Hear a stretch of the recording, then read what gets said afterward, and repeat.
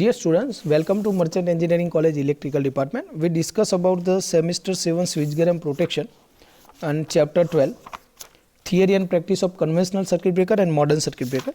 આપણે minimum oil circuit બ્રેકરની ચર્ચા કરી અને એની અંદર આપણે કીધું કે એમઓસીબી વપરાતું નથી, એની જગ્યા હવે લીધી છે SF6 સર્કિટ બ્રેકર. તો આપણે SF6 સર્કિટ બ્રેકર પણ ભણવું પડે. તો જોઈએ તો કે in such circuit breaker sulphur hexafluoride SF6 gas વપરાય છે શેના માટે? આર્ક ક્વન્ચિંગ કરવા માટે, એટલે કે આર્ક ઓલવવા માટે. અને SF6 ગેસને એવી ઇલેક્ટ્રોનેગેટિવ ગેસ છે એને, એટલે કે ઇલેક્ટ્રોનેગેટિવ ગેસ છે, has a strong tendency to absorb the free electron, એટલે કે એની કેમિકલ પ્રોપર્ટી એવી છે કે ફ્રી ઇલેક્ટ્રોન સારા એવા કન્ઝ્યુમ કરી શકે છે. ઓકે, અને એના કારણે આર્ક જલ્દીથી ઓલવી જાય છે, એટલે કે એર કરતાં આની ક્વોલિટી SF6ની ગેસને આર્ક ઓલવવા માટેની ખૂબ જ સારી પ્રોપર્ટી છે. બીજું, the contact of the breaker are open in a high pressure flow of SF6 gas and the arc is struck between them. Okay, કે જેના વચ્ચે આર્ક જનરેટ થઈ હતી એના વચ્ચે આપણે હાઈ પ્રેશરથી SF6 મોકલવાનું. And the conducting free electron in the arc are rapidly captured by the gas. હવે જે એમાં આર્કની અંદર જે ફ્રી ઇલેક્ટ્રોન હશે એ સીધા ગેસ સાથે જે SF6 ગેસ છે એ કેપ્ચર કરશે and relatively immobile negative ion બની જશે. And this loss of conducting electron the arc quickly build up enough insulation strength to extinguish the arc. અને હવે બન્યું કેવું કે ભાઈ જે ઇલેક્ટ્રોન હતા એ ગેસીસ કે કલેક્ટ કરી લીધા, તો શું થશે? The is loss of the conducting electron in the arc quickly build up enough insulation strength to extinguish the arc. હવે આર્કને ઓલવવા માટે આપણે રેડી છીએ. And the SF6 circuit breaker have found very effective for the high power and high voltage service માટે SF6 સારું એવું કામમાં આવે છે. તો જોઈએ અહીંયા આપણને ફિગર આપી છે construction. Okay, in figure show the parts of the typical SF6 circuit breaker. It is consist of fixed and the moving contact. જો તમને બતાવી દઉં તો આ છે આપણું SF6 ગેસ આવવાનો રસ્તો. ઓકે, ચલો, અને અહીંયા જે આ છે બતાવ્યું છે એ ગેસીસનો આઉટલેટ છે, અહીંયાથી ગેસ બહાર નીકળશે. ઓકે, બીજું આ જે જગ્યા છે અહીંયા આર્ક જનરેટ થશે. ઓકે, એટલે મીન્સ કે આને કહેવાય આર્ક ચેમ્બર, અને આ આપણા કોન્ટેક્ટ છે આ બે. ઓકે, જો ફરીવાર આ જે આડા છે, આ બંને એ બંને આપણા કોન્ટેક્ટ છે અને વચ્ચે અહીંયા આર્ક જનરેટ થશે. ઓકે, ચલો, show the parts of the typical SF6 circuit breaker is consisted fix and the moving contact enclose the chamber called the interruption chamber contain the SF6 gas. This chamber connected to the SF6 gas reservoir, એટલે કે SF6 gas જ્યાંથી લાવવાનો હોય એના સાથે connect કરેલો હોય. Okay,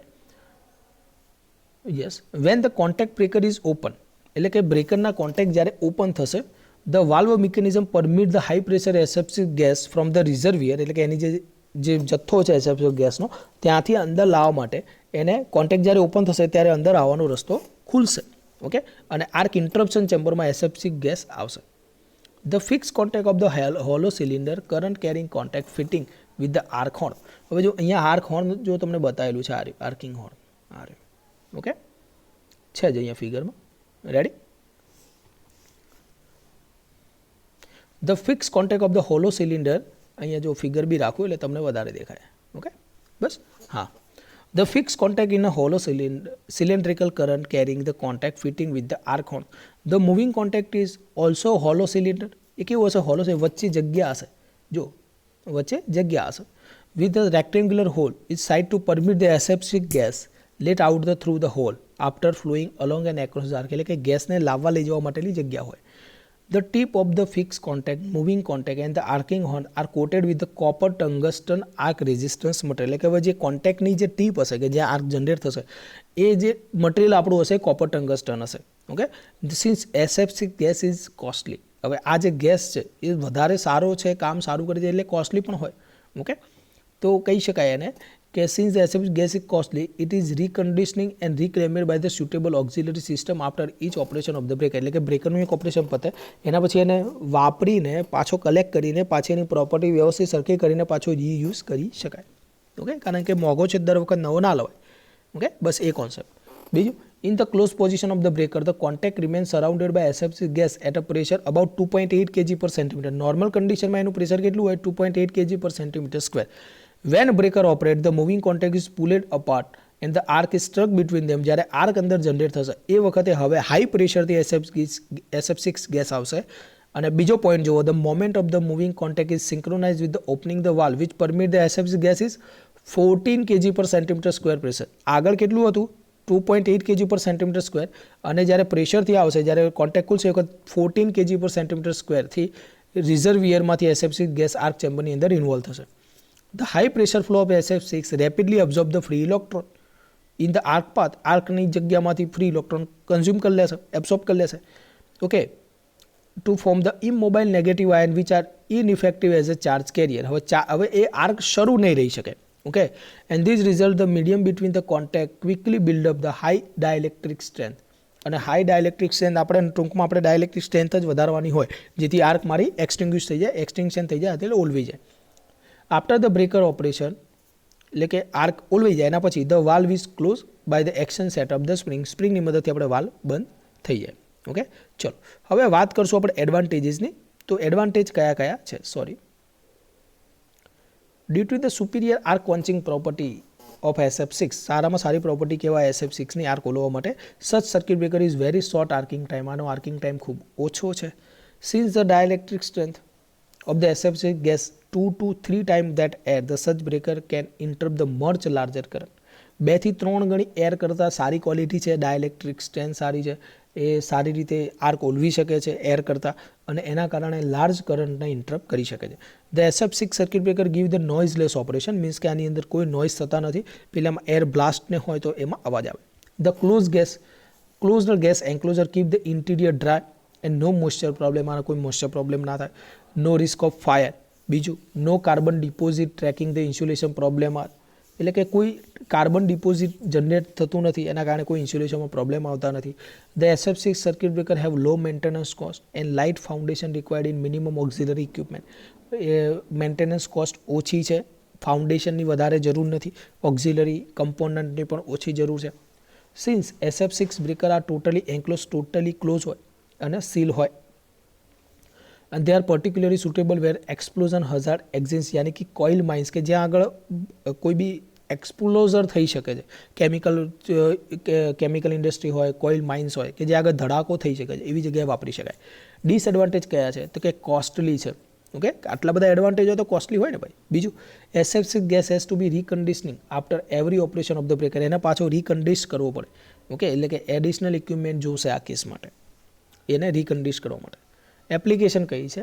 તો કે typical SF6 circuit breaker consist of the interrupter unit is capable of dealing with the current up to 60 kilo ampere.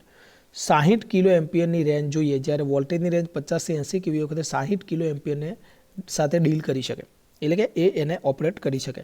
બીજું, the number of unit are connected in series according to the system voltage. SF6 circuit breaker have been develop for the voltage 115 kV to 230 kV rating and power rating 10 MVA to 20 MVA rating. Okay, અને less than 3 સાયકલમાં આપણો આને interrupt કરી દેશે કરંટને.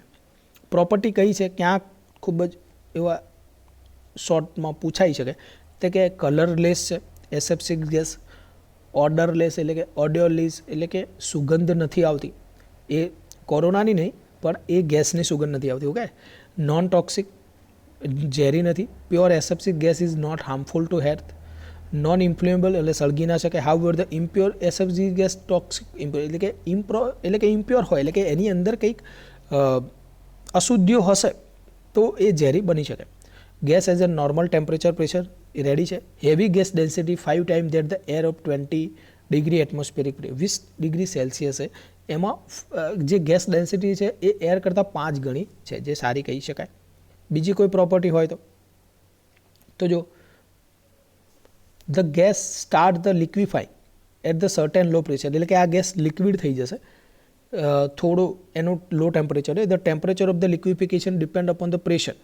કેટલું હોય તો કે 15 kgF per centimetre square. The gas start liquefied at 10 degree Celsius and this gas is not suitable pressure above 15 kgF centimetre square. એનાથી વધારે નથી લાગતા. બીજું, હીટ ટ્રાન્સફરેબિલિટી સારી છે, એટલે કે સારી રીતે જે હીટને ટ્રાન્સફર કરી શકે છે, એટલે કે heat transferability SF6 gas is 2 to 2.5 times of the air at the same pressure, એટલે કે એર કરતાં સારી હીટની ટ્રાન્સફર કરી શકે છે.